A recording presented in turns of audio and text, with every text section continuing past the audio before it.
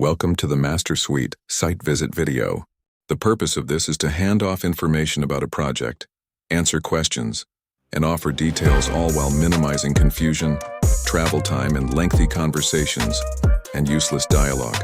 Today we'll discuss details about the drywall, plumbing, and tile. Pause this video to gather whatever information you may need to make your part of this project work best for you. The framing in this opening is removable. If you need it out of the way, just take out the screws in each corner and set it aside. Feel free to use this ram board to protect the floors outside this room. This is a drawing of the new bathroom. For the square footage for tile, pause the video here. We place the square footage of each wall on the drawing. This is where the closet system will be built.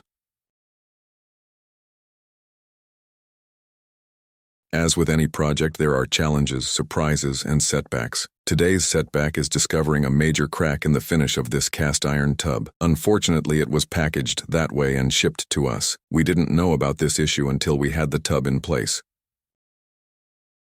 Pulling the tub out of place should make the drywall patches here a bit easier though. This area here is one of 2 shower niches to be tiled.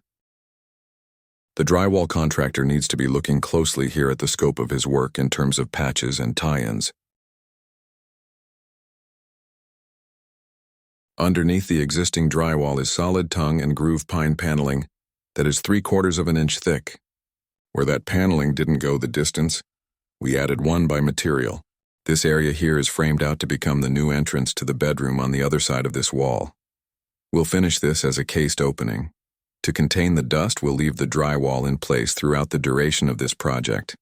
Then at the end, the tile contractor will bridge the difference in flooring elevations between the bedroom and the master suite. This is the location of the bathroom vanity with the toilet to the right of that in a 36-inch opening. We have decided to use the same vanity that is in the lower level bathroom. We may go with a different color, but the dimensions will be the same, 43 inches wide by 36 inches tall by about 21 inches deep, and the door and drawer box setup will also be the same, so the plumbing can come right up through the floor if the plumber decides that's the easiest route. Our practice run at setting this tub gave us an opportunity to make register marks and stop blocks of where the tub is ultimately going to be located.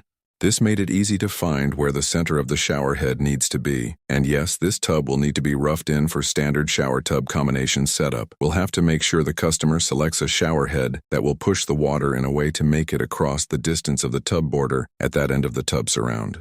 The tub has 4 feet supporting it. We put metal plates where they make contact with the floor. These plates will prevent the legs from sinking into the floor, but they also act as shims so the tub sits perfectly level. The top of the tub surround is also perfectly level. To terminate the plumbing for the old laundry and bathroom sink, we installed these shark bite stops.